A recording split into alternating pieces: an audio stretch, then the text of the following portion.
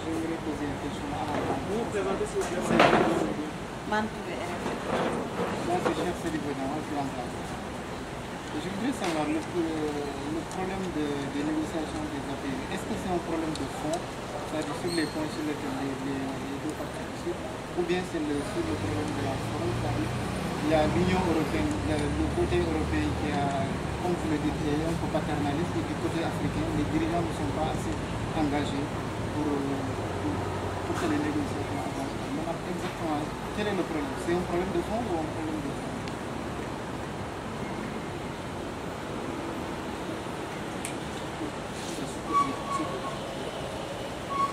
Pensez-vous que cet esprit défaitiste des dirigeants africains et le désaccord ne seront pas un handicap en ce qui concerne la finalisation des accords? Est-ce qu'aujourd'hui il y a lieu de finaliser même? Pourquoi ne vous reculez pas pour essayer un tout petit peu de vous entendre entre vous, dirigeants africains, pour essayer de voir ce que vous allez faire en commun? Oui. Pour la crise intérieure, moi je voudrais savoir, est-ce que tu crois que les pays émergents vont laisser... De préférence. Et on l'accorde à tous les pays en développement. Ensuite, on dit les pays en développement, entre eux, peuvent s'accorder des avantages qu'ils ne sont pas tenus d'accorder aux pays développés. Et la logique qui est derrière cela, c'est de permettre aux pays en développement de mieux commercer entre eux, parce qu'on a estimé que le commerce sud-sud peut renforcer, booster un peu la croissance et le développement entre ces pays en développement. Maintenant, si on met dans les API une clause qui interdit, ou qui, même s'il n'interdit pas, en tout cas rend plus difficile la mise en œuvre de cette clause d'habilitation, cela viole cette clause d'habilitation. Et c'est ce qu'on a dit à l'Union européenne. Maintenant, est-ce que les pays vont porter plainte? Probablement. En tout cas, nous, au niveau de la société civile, je peux déjà prendre cet engagement que si cette clause est insérée dans l'accord de partenariat économique, notre première démarche, c'est ce que nous sommes en train de faire, c'est de dire que nous nous démarquons totalement de l'introduction de cette clause dans l'API. Vous savez que nous sommes sur la table de négociation et à ce titre, nous devrons être comptables de l'accord lorsqu'il a signé. C'est quelque chose que nous assumons, notre présence sur la table de négociation, mais sur chaque sujet sur lequel nous ne sommes pas en accord avec nos négociateurs, nous l'exprimons aussi clairement que possible. Et s'ils ne prennent pas en compte ce que nous demandons, nous leur disons de consigner que la société civile n'adhère pas à cette disposition et nous nous démarquons totalement de cette logique. C'est ce que nous avons fait. Ça veut dire que si l'APE devait être signé un jour avec cette clause, nous ne reconnaîtrons pas cet APE qui contiendrait cette clause-là. Jusqu'à ce qu'on nous prouve qu'effectivement cette clause n'a pas, disons, des menaces sur notre économie, ce qui n'est pas le cas. Donc probablement que la deuxième étape, c'est que si on persiste à le laisser dans l'accord, nous pourrons aller jusqu'à ce niveau-là, parce qu'on a des instruments juridiques qui seront de notre côté, parce qu'il y a une violation flagrante de la clause d'habilitation. Et c'est ce que Aïssatou disait, je me permets de rebondir sur ça. Le Brésil l'a déjà exprimé très clairement au niveau de l'OMC. Dès que l'Union européenne a parlé de cette clause, le Brésil a fait une déclaration à l'OMC, a pris une position pour non seulement dire que la clause viole la clause d'habilitation de l'OMC, mais qu'elle va empêcher les pays en développement de commercer entre eux, ce qui est aussi inacceptable. Venant d'un pays développé comme l'Union européenne, c'est même, disons, contraire à son esprit, à son engagement, sa volonté théorique de promouvoir le développement de l'Afrique de l'Ouest. Donc, l'Afrique de l'Ouest aura certainement des soutiens à l'OMC. Le Brésil a déjà exprimé sa position pour le faire. Probablement que l'Inde, le Brésil, ou tous ceux qui seront visés pourraient le faire. Et si on suit la logique de l'Union européenne, ça veut dire que même si l'Afrique du Sud et l'Égypte, qui sont des grands pays en développement du continent africain, rentraient dans la catégorie, c'est-à-dire s'ils passaient à plus d'1% du commerce mondial, ils seraient traités comme partenaires commerciaux majeurs. Vous imaginez qu'on demande à des pays d'Afrique de l'Ouest de ne pas accorder à l'Afrique du Sud, qui est un pays africain, plus de préférence qu'à l'Union européenne. Cela aussi est tout à fait politiquement inacceptable et on pourrait arriver à cette logique. Dès que l'Afrique du Sud ou l'Égypte auraient acquis plus de 1% du commerce mondial, l'Europe les considérera comme des partenaires commerciaux majeurs. Cela est un problème. Je crois que plainte, effectivement, nous allons l'envisager parce que nous avons tous les arguments juridiques, nous avons aussi nous des experts qui travaillent dans la région et en Europe et qui sont très au fait des règles du commerce multilatéral et nous allons faire les analyses appropriées pour que le moment venu, nous puissions prendre des décisions qui s'imposent. Alors j'ai dit qu'il y a une concession pour répondre à la question de Mohamed sur cette clause pour la raison suivante. Lorsque les ministres du commerce de l'Afrique de l'Ouest se sont réunis à Abuja le 15 mai dernier, dans le comité ministériel de suivi, qui est l'instance décisionnelle suprême au niveau de la région sur les API. Parce que les ministres viennent représenter les États et donnent le mandat et l'orientation à la CEDEAO et aux négociateurs. Donc, à ce niveau, ce qu'ils décident, c'est ce que les négociateurs, y compris nous qui sommes sur la table, devons défendre. Sur la clause NPF, les ministres ont dit dans les conclusions de leurs travaux qu'il faut rejeter la clause NPF de l'accord. Si on était resté dans le mandat donné aux ministres, on n'aurait même pas fait une minute de discussion avec la partie européenne sur cette clause. On aurait simplement dit que nous n'avons pas le mandat d'avancer sur cette question parce que nos ministres nous ont demandé de rejeter. Ce qui n'a pas été fait. Alors que la position de la société civile que j'ai exprimée sur la table, c'était d'abord de rappeler le mandat des ministres. Je leur ai dit, nous ne devons pas arrêter de le faire. Nous avons bloqué sur notre position pendant très longtemps. Nous n'avons pas changé. Ils sont venus avec une nouvelle proposition que l'Afrique de l'Ouest elle-même a élaborée en disant, ok, nous allons négocier la PE, la clause de la nation la plus favorisée, mais pas sous les conditions demandées par l'Union européenne. Nous pouvons leur accorder des avantages, mais lorsque simplement ces avantages concernent d'autres pays développés et pas des pays en développement. Alors, ils ont dit que ça peut être une solution de compromis. La position de la société civile a été de leur dire nous ne sommes pas d'accord avec cette nouvelle proposition, mais si vous pensez que, malheureusement, je dois le dire, nous sommes sur la table, mais nous ne sommes pas ceux qui prenons les derniers mots. Nous pouvons conseiller, nous pouvons écrire des notes. Je n'arrête pas sur la table de négociation de me lever tout le temps, d'écrire des notes et de le glisser à nos négociateurs en chef. Mais à ce niveau-là, je ne peux plus prendre la parole. Donc s'ils décident de lâcher quelque chose, ils le font, mais ils auront en face d'eux le papier sur lequel j'écris clairement que je ne suis pas d'accord et que notre position est contraire à ce que vous êtes en train de faire. Maintenant, c'est à eux d'assumer leur responsabilité. Le mandat nous demande de ne pas l'inclure. Nous sommes en train d'élaborer une formulation pour l'inclure. C'est pour ça que j'ai dit qu'il y a une concession assez forte. Et je vais vous lire assez rapidement ce qui a été la conclusion de la dernière session de négociation sur cette clause NPF. On dit que les parties ont réaffirmé leur engagement à traiter cette question concernant les accords avec les partenaires commerciaux majeurs. Vous voyez que l'Union européenne a réussi à réintroduire la notion de partenaire commercial majeur, alors que cette notion n'a même pas été discutée au niveau des experts. Il n'y a pas eu de compromis. C'était au niveau, lorsqu'on adoptait le rapport final, ils ont seulement réussi à l'introduire. Ce qui est d'ailleurs une violation encore des procédures de négociation. Une question qui n'a pas été négociée et convenue entre les experts, on ne peut pas attendre au moment où on adopte le rapport pour dire j'avais dit telle chose, mettez-le. On le met, on suit comme si on était un enfant qui doit seulement, disons, obéir aux ordres de l'Union européenne.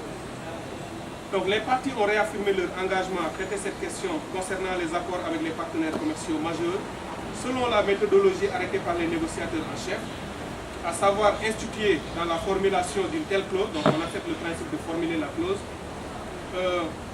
les principes d'un examen au cas par cas et de la réciprocité. Ce que l'Afrique de l'Ouest essaie seulement de faire, c'est de dire que si on met le principe du cas par cas, ça atténue le fait qu'on est lâché sur cette clause.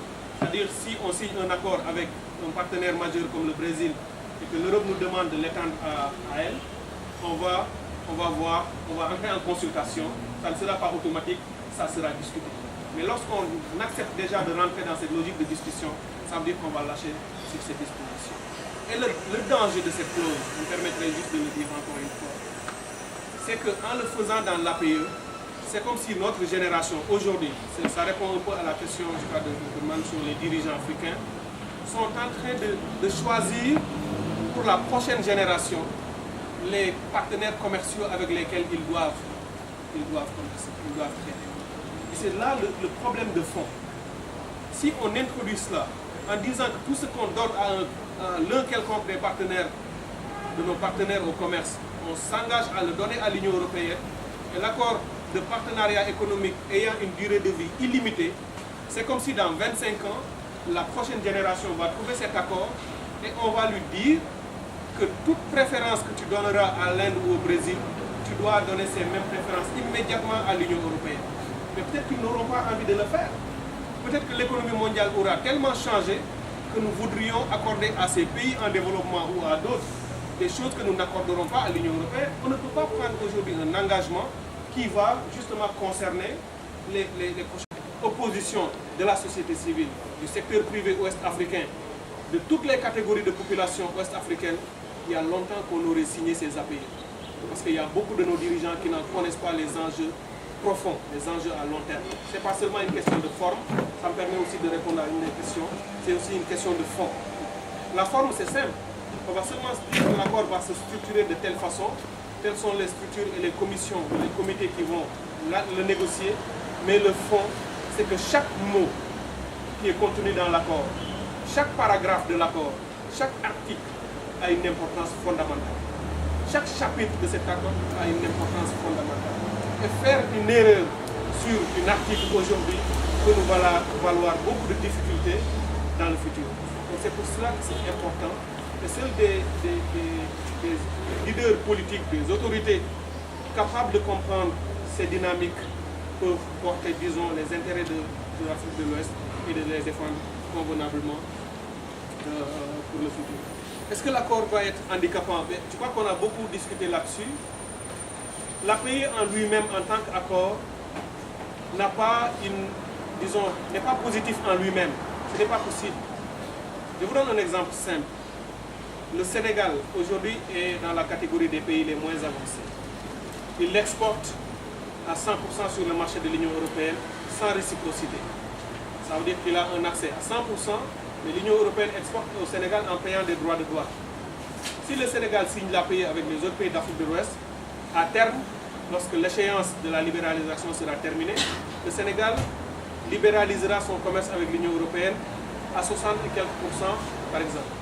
Ça veut dire que les droits de douane qu'on prélevait sur ça disparaissent. C'est de l'argent que le Sénégal perd, alors qu'il n'en perd pas aujourd'hui, tout en ayant l'accès au marché européen. Et l'accès au marché européen, je le précise, certains disent, mais si l'Europe nous donne 100%, ça veut dire qu'il nous a déjà beaucoup donné. Mais il faut juste qu'on comprenne que la logique à travers laquelle cette offre a été faite, ce n'est pas dans le cadre de l'APE. C'est que depuis toujours, les pays ACP bénéficient de ces préférences sur le marché de l'Union européenne. Et ça, ce sont des logiques historiques, des logiques politiques et des logiques liées au passé commun que nous avons eu. Je ne sais pas, je ne parlais pas d'esclavage ni de colonisation, mais je n'accepterai pas qu'on utilise cet argument pour dire alors l'Europe nous a tellement donné qu'on pourrait lui rendre aussi. Ce que l'Europe nous a donné, elle nous l'a donné dans un contexte différent et dans d'autres cas, c'est le développement. Il faut dissocier l'aide au développement du commerce. Alors si quelqu'un vous dit je vous aide pour votre développement, c'est ce qui est en train de se faire dans l'APE. Je vous aide à vous développer, mais je vous fixe les conditions de votre commerce. Et même si le commerce que nous avons entre nous n'est pas favorable, vous devez quand même commercer avec moi. Mais c'est contraire à tout principe de développement. Ça veut dire qu'on donne d'une main ce qu'on retire de l'autre. Ce n'est pas parce que l'Union européenne nous aide, nous donne beaucoup d'aide au développement. C'est notre premier partenaire au développement, ce qui est vrai. Mais ce n'est pas une raison pour dire que nous devons traiter commercialement avec l'Union européenne selon les conditions qui arrangent l'Union européenne. Cela, d'ailleurs, si vous lisez l'article que le président du Sénégal, lorsqu'on s'opposait aux API, a écrit sur ça, sur le partenariat Europe-Afrique, il a dit clairement qu'il faut dissocier le commerce et l'aide. Aujourd'hui, l'Europe veut utiliser l'aide au développement comme une sorte de chantage ou une pièce de rechange pour bénéficier du commerce de l'Afrique de l'Ouest. Cela aussi, je pense, c'est inacceptable et nous l'avons exprimé assez clairement à nos négociateurs en chef. Aujourd'hui, nous négocions en bloc, en tant que région, dans le cadre de la CEDEAO. La région est constituée et composée de 16 pays. Les 4 sont des pays en développement, les 12 sont parmi les pays les moins avancés. Les 12 ne posent aucun problème. S'ils ne signent pas l'APE, ce n'est pas la fin du monde. Le soleil ou le ciel ne tombe pas sur la terre. Mais les 4 pays en développement, je l'ai dit, parce que l'Europe les considère comme des pays en développement à l'OMC, ce qu'ils sont, l'Europe leur dit qu'il faut qu'ils libéralisent eux leur commerce, sinon l'Europe ne sera pas tenue de leur accorder l'accès à son marché sans droit de douane. Et comme un pays comme la Côte d'Ivoire exporte beaucoup, tire une partie importante de sa richesse du marché européen, il ne peut pas se permettre du jour au lendemain de perdre les préférences commerciales sur le marché européen. Donc ces pays, comme le Ghana, ont été quasiment poussés. Il y a eu une très forte pression sur ces 2 pays pour signer des accords individuels, ce qu'ils ont fait. Maintenant, l'enjeu pour la région, c'est que si l'Afrique de l'Ouest n'obtient pas un accord régional, la Côte d'Ivoire et le Ghana seront obligés de mettre en œuvre leur propre accord individuel. Et si ces 2 pays commencent à libéraliser leur commerce alors que les 12 autres ne le font pas, eh bien l'intégration est cassée. Parce que la Côte d'Ivoire, vous le savez, est un pays important de l'UEMOA. Et l'UEMOA a une politique commerciale commune avec un tarif extérieur commun, qui est le même en Côte d'Ivoire et au Sénégal. Alors si la Côte d'Ivoire n'applique pas ce tarif extérieur commun, mais libéralise son commerce avec les produits européens qui rentrent en Côte d'Ivoire sans payer de droits de douane, automatiquement tous les autres pays de l'UEMOA ferment leurs frontières à la Côte d'Ivoire. Et la Côte d'Ivoire sort quasiment du processus d'intégration régionale. Et c'est ça, le drame vers lequel nous tendons. Parce que autant, et ça nous ramène sur la responsabilité de nos élites politiques, autant nous disons qu'il est inacceptable de signer un accord dont on n'est pas persuadé qu'il nous sera favorable, ce qui implique que nous devrions continuer à négocier aussi longtemps que nous ne pourrons pas avoir un accord fécond pour nous. Mais si la négociation se poursuit, de notre côté, il va y avoir ce risque que la Côte d'Ivoire va être obligée de libéraliser. Il devait déjà le faire depuis le 1er juillet passé. 1er juillet 2009, la Côte d'Ivoire devait commencer à libéraliser son économie. Maintenant, pour des raisons que j'ai évoquées, il y a eu des décisions politiques qui ont été prises. Les négociateurs en chef de l'Afrique de l'Ouest ont demandé à l'Union européenne de surseoir à cette libéralisation pour laisser, disons, une chance à l'intégration. Mais fatalement, ce moment va arriver. S'il arrive et qu'il n'y a pas d'accord régional, eh bien l'intégration, on peut dire adieu à tout ce processus qui a été obtenu difficilement. Les avancées qui ont été acquises en Afrique de l'Ouest l'ont été sur la base de grands sacrifices de l'ensemble des pays. On pourrait perdre une bonne partie des avancées que nous avons à ce niveau. Donc c'est un risque majeur. Nous continuons nous aussi de travailler à ce niveau pour que, pour une fois, nos dirigeants politiques prennent la mesure de toute la responsabilité qui est la leur. Nous aider et protéger nos pays d'un accord qui serait dangereux, mais par la même occasion, avoir assez d'intelligence et faire preuve d'assez de stratégie et de responsabilité pour éviter que l'intégration régionale soit cassée. Donc c'est difficile, c'est comme concilier 2 choses difficiles à faire, mais ils ont la responsabilité historique de diriger nos gouvernements. Et voilà ce qu'on attend. Et c'est tout.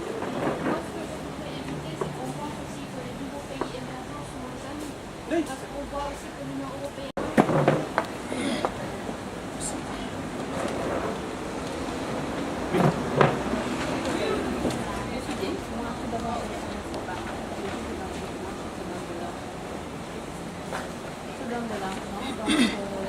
Tu commences avec moi, même si les conditions commerciales sont favorables.